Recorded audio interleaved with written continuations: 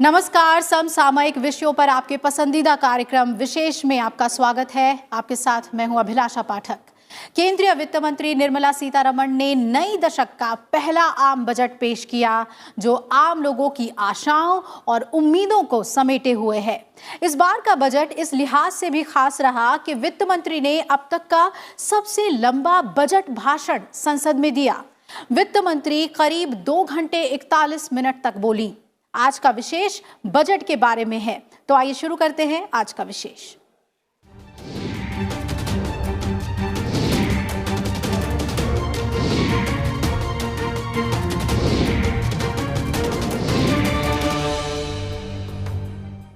केंद्रीय वित्त मंत्री निर्मला सीतारमण ने 2020-21 का बजट पेश किया, तो उसमें देश के 130 करोड़ नागरिकों की उम्मीद और आकांक्षा की झलक दिखी। बजट में सभी वर्गों के कल्याण और विकास पर बखूबी ध्यान केंद्रित किया गया है।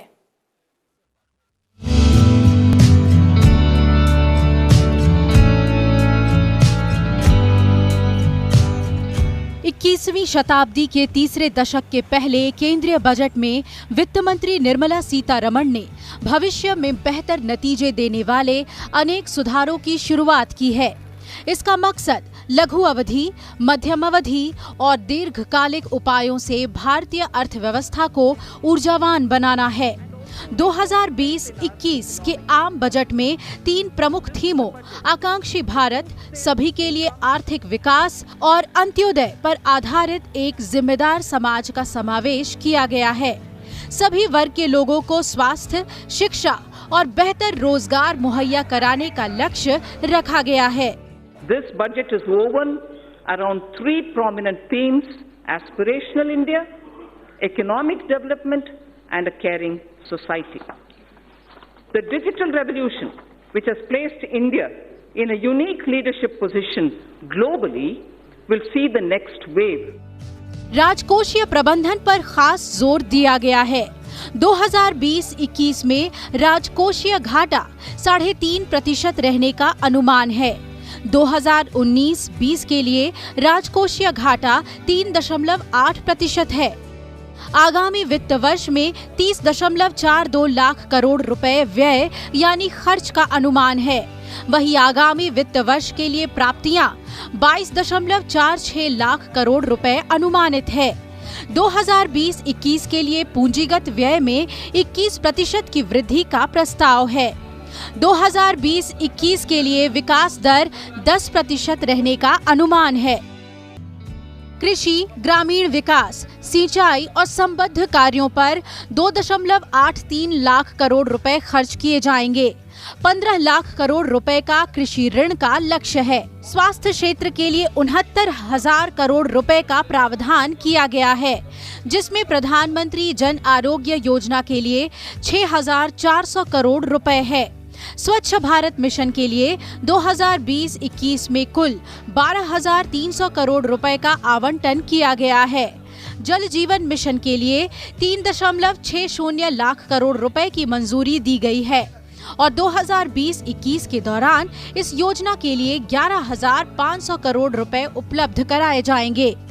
नए रिफॉर्म्स का ऐलान किया गया है, वो अर्थव्यवस्था को गति देने, देश के प्रत्येक नागरिक को आर्थिक रूप से सशक्त करने और इस दशक में अर्थव्यवस्था की नींव को मजबूत करने का और गति देने का काम करेंगे। रोजगार के प्रमुख क्षेत्र होते हैं एग्रीकल्चर, इंफ्रास्ट्रक्चर, टेक्सटाइल और टेक्नोलॉजी। एम्प्लॉयमेंट जनरेशन को बढ़ाने के लिए इन चारों पर इस बजट में बहुत जोर दिया गया है। 2020-21 में शिक्षा क्षेत्र के लिए 99,300 करोड़ रुपए और कौशल विकास के लिए 3,000 करोड़ रुपए आवंटित किए जा रहे हैं। उद्योग और वाणिज्य के विकास और संवर्धन के लिए 27,300 करोड़ रुपए आवंटित किए जाएंगे। राज्यों के साथ सहयोग से 5 नए स्मार्ट सिटी विकसित करने का प्रस्ताव है। परिवहन संबंधी बुनियादी ढांचागत सुविधाओं के लिए 1,70,000 करोड़ रुपए का आवंटन किया गया है। विद्युत और नवीकरणीय ऊर्जा सेक्टर के लिए 22,000 करोड़ रुपए का आवंटन है। राष्ट्रीय गैस ग्रिड के दायरे को मौजूदा 16,200 किलोमीटर से बढ़ाकर 27,000 किलोमीटर करने का प्रस्ताव है। भारत नेट के जरिए fibre to the home connection 1 lakh ग्राम पंचायतों को आपस में कनेक्ट करेंगे। भारत नेट कार्यक्रम को 6,000 करोड़ रुपए मुहैया करने का प्रस्ताव है। 2020-21 के दौरान पोषण संबंधी कार्यक्रमों के लिए 35,600 करोड़ रुपए का प्रावधान किया गया है। इसमें महिला विशिष्ट कार्यक्रमों के लिए 28,600 करोड़ रुपए का प्रस्ताव है। अनुसूचित जातियों और अन्य पिछड़ा वर्गों के कल्याण के लिए 85,000 करोड़ रुपए का आवंटन है। अनुसूचित जनजाति के विकास कल्याण को आगे बढ़ाने के लिए 53,700 करोड़ रुपए का प्रस्ताव किया गया है। वरिष्ठ नागरिकों और दिव्यांगों के लिए 9,500 करोड़ रुपए का आवंटन है। व्यक्तिगत करदाताओं को पर्याप्त राहत देने और आयकर कानूनों को सरल बनाने के लिए वित्त मंत्री ने एक नई और सरल व्यक्तिगत आयकर व्यवस्था बनाने का प्रस्ताव किया है। इसके तहत जहां उन व्यक्तिगत करदाताओं के लिए आयकर दरों को पर्याप्त रूप से कम किया जाएगा जो कुछ कटौतियों और छूटों का त्याग करेंगे। सरकार ने आरंभिक सार्वजनिक निगम यानी आईपीओ के जरिए LIC में अपनी कुछ हिस्सेदारी बेचने का प्रस्ताव दिया है। पैन जारी करने की प्रक्रिया को और अधिक आसान बनाने के लिए जल्द ही एक नई व्यवस्था शुरू की जाएगी। इसके तहत आवेदन पत्र भरने की किसी आवश्यकता के बगैर आधार के माध्यम से तुरंत ही ऑनलाइन पैन का आवंटन कर दिया जाएगा। 1 अप्रैल 2020 से GST रिटर्न दाखिल करने की आसान प्रक्रिया लागू कर दी जाएगी। Bureau report, Rajya Sabha TV. वित्त मंत्री निर्मला सीतारमण ने बजट पेश करते हुए कहा कि सरकार किसानों की आय को 2022 तक दोगुना करने के लिए प्रतिबद्ध है। उन्होंने कहा कि सरकार कृषि क्षेत्र के विकास के लिए 16 सूत्रीय एक्शन प्लान तैयार कर रही है।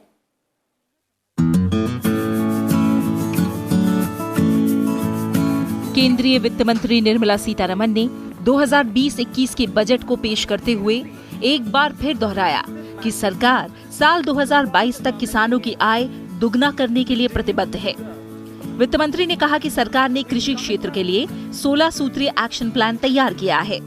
वित्त मंत्री ने बताया कि कृषि और उससे जुड़े क्रियाकलापों के साथ ही सिंचाई और ग्रामीण विकास क्षेत्र के लिए 3 लाख करोड़ रुपए का आवंटन किया गया है। इसमें कृषि, सिंचाई और उससे जुड़े गतिविधियों के लिए 1,60,000 करोड़ रुपए और ग्रामीण विकास और पंचायती राज के लिए 1,23,000 करोड़ रुपए आवंटित किए गए हैं। वित्त मंत्री निर्मला सीतारमण ने अपने बजट भाषण में कहा कि सरकार किसानों को अन्नदाता से ऊर्जा दाता बनाएगी। इसके लिए किसानों की बंजर जमीन पर सौर ऊर्जा को बढ़ावा दिया जाएगा। सरकार ने डीजल केरोसिन से सौर ऊर्जा की तरफ बढ़ने का लक्ष्य रखा है। वित्त मंत्री ने कहा कि सरकार किसानों के लिए कुसुम योजना लॉन्च करेगी। इसके तहत 20 लाख किसानों को सोलर पंप सेट दिए जाएंगे ताकि किसानों के खेत में सोलर पंप सेट से सिंचाई हो सके। इसके अलावा 15 लाख किसानों को उनके ग्रिड से जुड़े पंप सेट को सौर ऊर्जा आधारित बनाया जाएगा।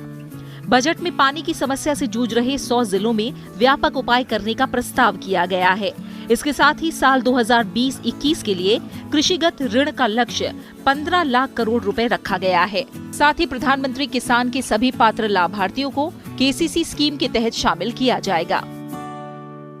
The NABARD refinance scheme will be further expanded. Agricultural credit target for the year 2021 has been set at 15 lakh crores, 15 lakh crores. Agricultural credit availability. All eligible beneficiaries of PM Kisan will be covered under the KCC, Kisan Credit Card Scheme. Budget में ये भी प्रावधान किया गया है कि दूध, मांस और मछली समेत खराब होने वाली वस्तुओं के अबाध परिचालन के लिए भारतीय रेल PPP मॉडल पर किसान रेल चलाएगी। इसके साथ ही नागर विमानन मंत्रालय अंतर्राष्ट्रीय और राष्ट्रीय मार्गों पर कृषि उड़ान की शुरुआत करेगा। इससे खास तौर पर पूर्वोत्तर और जनजातीय जिलों में मूल्य प्राप्ति में सुधार होगा। इसके साथ ही 2025 तक दूध का उत्पादन दुगना करने का लक्ष्य भी रखा गया है। वहीं 2025 तक मवेशियों में एफएमडी और ब्रुसेलोसिस और भेड़ बकरियों में पीपीआर यानी पेस्ट हेपेटिस रुमिनेंट को समाप्त करने का लक्ष्य रखा गया है। वित्त मंत्री ने अपने बजट भाषण में कहा कि सरकार तटीय इलाकों में ब्लू इकोनॉमी को बढ़ावा देगी। वित्त मंत्री ने कहा कि सागर मित्र योजना के जरिए मछली पालन को बढ़ावा दिया जाएगा। इसके लिए 2022-23 तक 200 लाख टन मत्स्य उत्पादन का प्रस्ताव रखा गया है। साथ ही 2024-25 तक मत्स्य निर्यात बढ़कर 1 लाख करोड़ रुपए होने की उम्मीद जताई गई है। To build a seamless national cold supply chain for perishables inclusive of milk, meat and fish, the Indian Railways will set up a Kisan Rail through PPP arrangements. Krishi Udaan will be launched by the Ministry of Civil Aviation on international and national routes. This will immensely help improve value realization, especially in Northeast and in the tribal districts. वित्त मंत्री ने कहा कि पिछले 5 साल में ई नाम पर अपना पंजीकरण करने वाले 1 करोड़ 65 लाख किसानों को बाजार कनेक्टिविटी का फायदा मिला है। साथ ही प्रधानमंत्री फसल बीमा योजना के तहत बीमा कराने वाले 6 करोड़ 11 लाख किसानों के जीवन में उजाला आया है। Bureau report, Rajya Sabha TV. केंद्र सरकार ने नए दशक के पहले बजट में स्वास्थ्य और शिक्षा पर भी खास जोर दिया है। केंद्र सरकार सभी के लिए बेहतर स्वास्थ्य सुविधा मुहैया कराने के लक्ष्य पर आगे बढ़ रही है। इसके लिए 2020-21 के केंद्रीय बजट में स्वास्थ्य सेवा क्षेत्र के लिए 69,000 करोड़ रुपए का प्रावधान किया गया है। इस राशि में प्रधानमंत्री जन आरोग्य योजना के लिए आवंटित 6,400 करोड़ रुपए भी शामिल है। वित्त मंत्री निर्मला सीतारमण ने जानकारी दी है कि फिलहाल प्रधानमंत्री जन आरोग्य योजना के पैनल में 20,000 से ज्यादा अस्पताल शामिल हैं। सरकार आयुष्मान भारत के नाम से प्रचलित इस योजना का दायरा दूसरी और तीसरी श्रेणी के शहरों तक बढ़ाना चाहती है, ताकि इस योजना का लाभ और ज्यादा गरीब लोगों तक पहुंच सके। इसके लिए सार्वजनिक निजी भागीदारी के माध्यम से अस्पताल खोलने के लिए पूंजी की कमी की भरपाई सरकार करेगी। योजना के तहत पहले चरण में ऐसे आकांक्षी जिलों को शामिल किया जाएगा जहां आयुष्मान योजना के पैनल वाले कोई भी अस्पताल नहीं है। इससे युवाओं को रोजगार के बड़े अवसर मिलेंगे। So from 112 of aspirational districts, those which don't have an empaneled hospital for Ayushman treatments will be given the first priority, so that in tier 2 and tier 3 we have more such hospitals. This would also provide large-scale employment opportunities to youth. वित्त मंत्री ने कहा कि TB हारेगा, देश जीतेगा। अभियान के जरिए 2025 तक देश में टीबी उन्मूलन की दिशा में सशक्त प्रयासों का प्रस्ताव किया गया है। 2024 तक देश के सभी जिलों में 2000 किस्म की दवाइयां और 300 सर्जिकल उपकरण उपलब्ध कराने वाले जन औषधि केंद्रों का विस्तार किया जाएगा। आयुष्मान भारत योजना ने देश के हेल्थ सेक्टर को नया विस्तार दिया है। इस सेक्टर में ह्यूमन रिसोर्स, उसके डेवलपमेंट, डॉक्टर हो, नर्स हो, अटेंडेंट हो, इसके साथ ही मेडिकल डिवाइस मैन्युफैक्चरिंग का बहुत बड़ा स्कोप बना है। इसे बढ़ाने के लिए सरकार द्वारा अनेक नए निर्णय लिए गए हैं।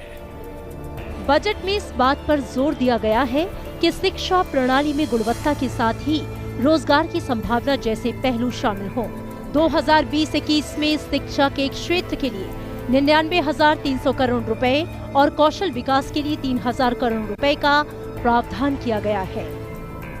मार्च 2020-21 तक 150 उच्चतर शैक्षिक संस्थान अप्रेंटिसशिप एम्बेडेड डिग्री डिप्लोमा शुरू होंगे। सरकार एक कार्यक्रम भी शुरू करेगी जिसके जरिए देश भर के शहरी स्थानीय निकाय नए इंजीनियरों को अधिकतम 1 वर्ष की अवधि तक इंटर्नशिप के अवसर प्रदान करेंगे। जल्द ही नई शिक्षा नीति की घोषणा की जाएगी। डिग्री स्तर का सुव्यवस्थित ऑनलाइन शिक्षा कार्यक्रम शुरू किया जाएगा। इससे समाज के वंचित वर्गों के छात्रों के साथ साथ उच्चतर शिक्षा तक पहुंच में अक्षम छात्रों को गुणवत्तापूर्ण शिक्षा मिल सकेगी। ऐसे पाठ्यक्रम उन्हीं संस्थानों में उपलब्ध होंगे जो राष्ट्रीय संस्था रैंकिंग कार्यक्रम में शीर्ष 100 रैंकों में शामिल है। योग्य डॉक्टरों की जरूरत को पूरा करने के लिए सार्वजनिक निजी भागीदारी के तहत मौजूदा जिला अस्पतालों में एक मेडिकल कॉलेज जोड़ने का प्रस्ताव किया गया है। इसके लिए राज्यों को धन उपलब्ध कराया जाएगा, जिससे मेडिकल कॉलेज को अस्पताल की सुविधाएं मिलेंगी। इसके लिए रियायती मूल्य की भूमि उपलब्ध कराई जाएगी।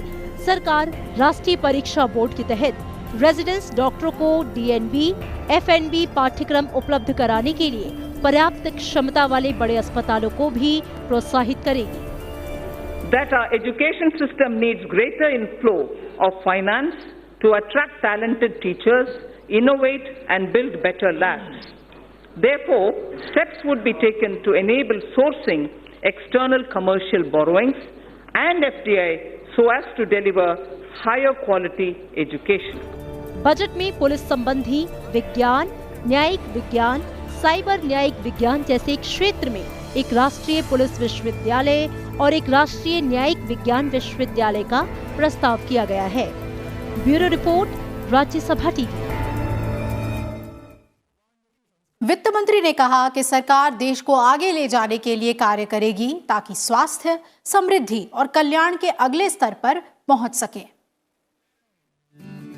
बजट 2020-21 में महिला एवं बाल कल्याण के लिए कई महत्वपूर्ण बातों का जिक्र किया गया है। बजट में समाज कल्याण के साथ ही संस्कृति एवं पर्यटन को बढ़ावा देने की बात भी की गई है। जिम्मेदार समाज के मूल्यों पर जोर देते हुए वित्त मंत्री ने कहा है कि साल 2020-21 के दौरान पोषण संबंधी कार्यक्रमों के लिए 35,600 करोड़ रुपए का आवंटन किया गया है। वित्त मंत्री ने बताया कि 10 करोड़ से अधिक परिवारों को पोषणात्मक स्थिति अपलोड करने के लिए 6 लाख से अधिक आंगनबाड़ी कार्यकर्ताओं को स्मार्टफोन दिए गए हैं। इसके साथ ही मातृ मृत्यु दर में कमी लाने और पोषण स्तर में सुधार के संबंध में सिफारिश देने के लिए एक कार्य दल का गठन किया जाएगा। वित्त मंत्री ने कहा कि बेटी बचाओ बेटी पढ़ाओ के नतीजे काफी सुखद रहे हैं और शिक्षा के सभी स्तरों पर लड़कियों का सकल नामांकन अनुपात अब लड़कों से आगे है। Beti Bachao Beti Padhao has yielded tremendous results.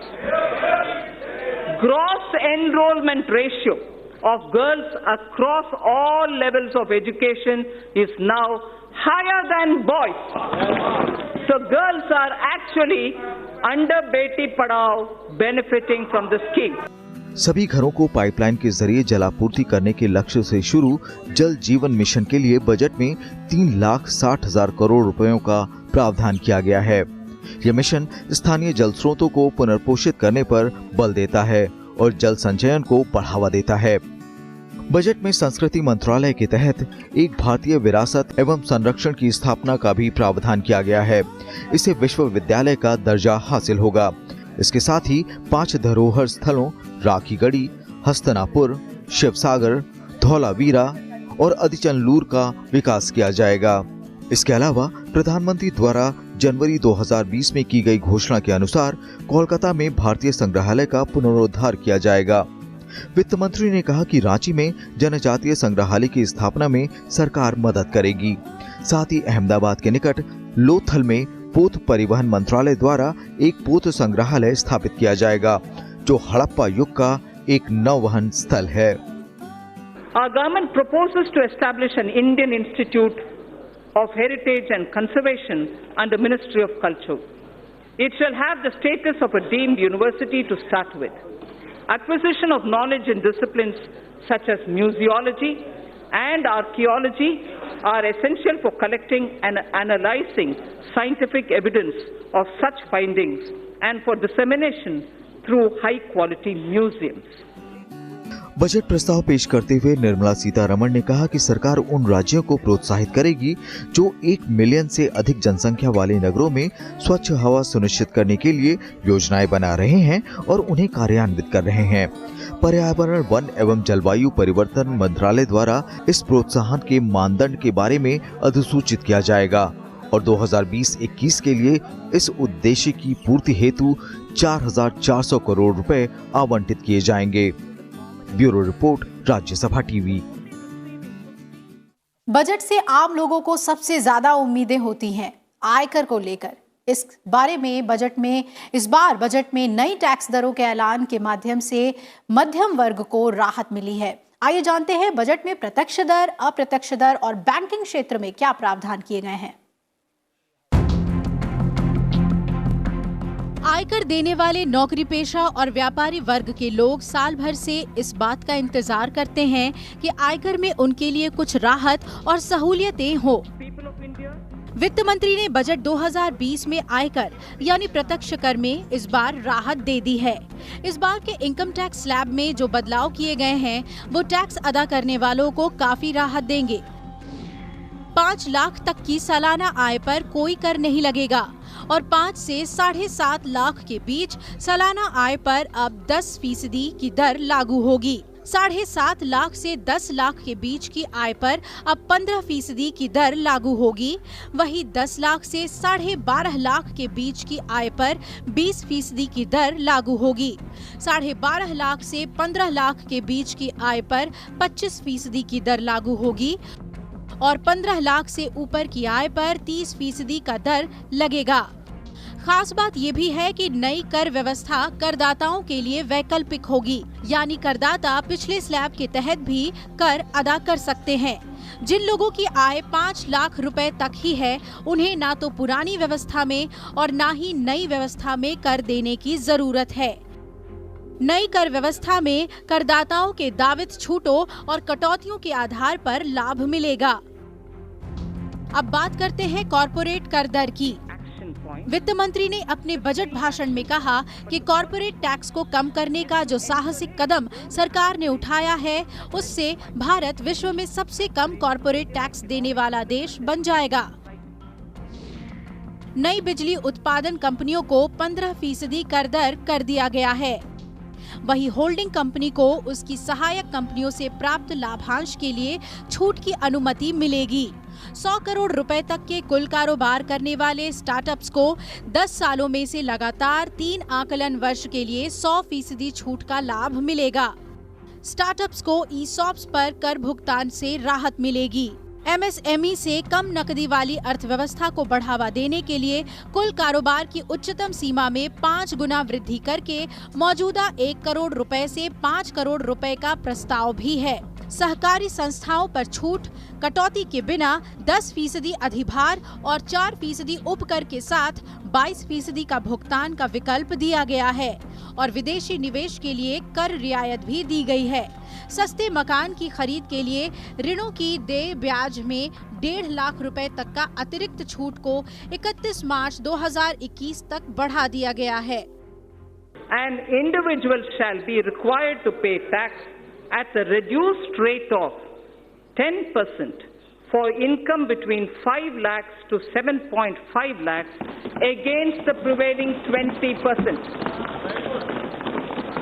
So, anyone who's earning between 5 to 7.5 lakhs, sir, today pays 20%. We are now reducing it in the new regime, which is devoid of exemptions, to 10% only. अप्रत्यक्ष कर में जीएसटी को लेकर कई सहूलियतें दी गई हैं। Invoice मांगने वाले ग्राहकों को प्रोत्साहित करने के लिए नकद व्यवस्था दी गई है। नए वित्तीय वर्ष में फाइलिंग को सरल बनाया गया है। सीमा शुल्क को फुटवेयर पर 25% से बढ़ाकर 35% करने और फर्नीचर वस्तुओं पर 20% से बढ़ाकर 25% करने का प्रावधान है। इलेक्ट्रॉनिक वाहन और मोबाइल के पुर्जों पर सीमा शुल्क की दरों में संशोधन का प्रावधान है। बैंकिंग सेक्टर में सुधार सरकार की प्राथमिकताओं में शामिल है। इसका जिक्र करते हुए वित्त मंत्री ने सार्वजनिक बैंकों में सुधार के लिए 10 बैंकों को 4 बैंकों में परिणत करने और 3.5 लाख करोड़ रुपए की पूंजी दिए जाने को बड़ा कदम बताया। बजट में जमा बीमा और क्रेडिट गारंटी निगम ने प्रति जमाकर्ता को 1 लाख की सीमा से बढ़ाकर 5 लाख रुपए करने की अनुमति दे दी है। निजी पूंजी का प्रवाह जारी रखने के लिए IDBI बैंक में सरकार के शेष पूंजी स्टॉक के माध्यम से निजी, खुदरा और संस्थागत निवेशकों और बेचने का प्रस्ताव रखा। बैंकिंग नियामक कानून में संशोधनों का प्रस्ताव किया गया है ताकि व्यवसायवाद बढ़ाया जा सके, पूंजी तक पहुंच आसान हो और RBI के माध्यम से मजबूत बैंकिंग के लिए निगरानी में सुधार लाया जा सके। 5 ट्रिलियन की अर्थव्यवस्था के लक्ष्य को हासिल करने के लिए इन प्रावधानों से सरकार को काफी उम्मीदें हैं। Bureau report, Rajya Sabha TV. और ये चलते चलते जानते हैं बजट में रेल, सड़क, बंदरगाह को लेकर क्या कुछ प्रावधान किए गए हैं। विशेष में इतना ही। नमस्कार। प्रधानमंत्री ने इंफ्रास्ट्रक्चर यानी कि अवसंरचना सेक्टर पर प्रकाश डालते हुए कहा था कि अगले 5 सालों में इस क्षेत्र में 100 लाख करोड़ रुपए का निवेश किया जाएगा। इसके मद्देनजर 31 दिसंबर 2019 को 103 लाख करोड़ रुपए की लागत वाली राष्ट्रीय अवसंरचना पाइपलाइन का शुभारंभ किया गया। इसमें समस्त सेक्टरों में 6,500 से भी अधिक परियोजनाएं शामिल हैं। वित्त मंत्री ने कहा कि अवसंरचना पाइपलाइन के लिए आवश्यक सहयोग के रूप में लगभग 22,000 करोड़ रुपए पहले ही मुहैया कराए जा चुके हैं। इसी तरह राजमार्गों के त्वरित विकास पर भी काम किया जाएगा। इनमें 2,500 किलोमीटर लंबे एक्सेस कंट्रोल राजमार्गों, 9,000 किलोमीटर लंबे आर्थिक कॉरिडोर, 2,000 किलोमीटर लंबे तटीय एवं भूमि बंदरगाह सड़कों और 2,000 किलोमीटर लंबे रणनीतिक राजमार्गों का विकास शामिल होगा। दिल्ली मुंबई एक्सप्रेसवे और 2 अन्य पैकेजों को वर्ष 2023 तक पूरा किया जाएगा। चेन्नई बेंगलुरु एक्सप्रेसवे भी शुरू किया जाएगा। साल 2024 से पहले 6,000 किलोमीटर से भी अधिक लंबे राजमार्गों के संयोजन के कम से कम 12 लॉट का मुद्रीकरण करने का प्रस्ताव है। भारतीय रेलवे के लिए बजट में इसके विद्युतीकरण पर खास जोर है। भारतीय रेलवे ने 27,000 किलोमीटर लंबी पटरियों का विद्युतीकरण करने का लक्ष्य रखा है। PPP के जरिए 4 स्टेशन पुनर्विकास परियोजनाओं और 150 यात्री ट्रेनों का परिचालन सुनिश्चित किया जाएगा। भारतीय रेलवे में निजी भागीदारी को आमंत्रित करने की प्रक्रिया जारी है। तेजस जैसी कई और रेलगाड़ियां दर्शनीय पर्यटन स्थलों को आपस में जोड़ेंगी। मुंबई और अहमदाबाद के बीच हाई स्पीड ट्रेन के परिचालन पर सक्रियता पूर्वक काम किया जाएगा। इंफ्रास्ट्रक्चर में एविएशन सेक्टर के विकास के लिए सरकार ने खास ध्यान दिया है। उड़ान योजना में आवश्यक सहयोग देने के लिए वर्ष 2024 तक 100 और हवाई अड्डों को विकसित किया जाएगा। आने वाले समय में हवाई बेड़े की संख्या मौजूदा 600 से बढ़कर 1200 हो जाने की आशा है। वर्ष 2020-21 में परिवहन संबंधी बुनियादी ढांचागत सुविधाओं के लिए 1.70 लाख करोड़ रुपए का आवंटन करने का प्रस्ताव है। देश में बिजली की बढ़ती जरूरतों के मद्देनजर वित्त वर्ष 2020-21 में विद्युत एवं नवीकरणीय ऊर्जा सेक्टर के लिए 22,000 करोड़ रुपए का आवंटन करने का प्रस्ताव है। इसके साथ ही राष्ट्रीय गैस ग्रिड दायरे को मौजूदा 16,200 किलोमीटर से बढ़ाकर 27,000 किलोमीटर करने का प्रस्ताव है।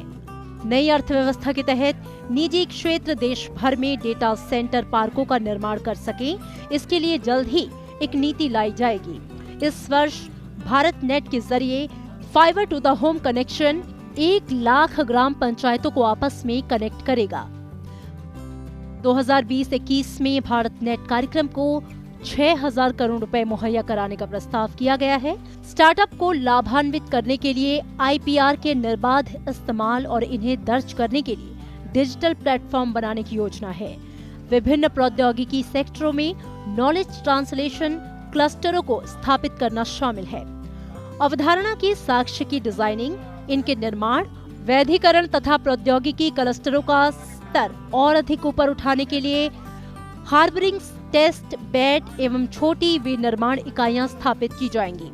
राष्ट्रीय क्वांटम प्रौद्योगिकी एवं अनुप्रयोग मिशन के लिए 5 वर्षों की अवधि के दौरान 8,000 करोड़ रुपए का प्रावधान करने का प्रस्ताव किया गया है। इंफ्रास्ट्रक्चर में सरकार ने जो प्रावधान किए हैं वो देश को विकास के पथ पर आगे ले जाएंगे। Bureau report, Rajya Sabha TV.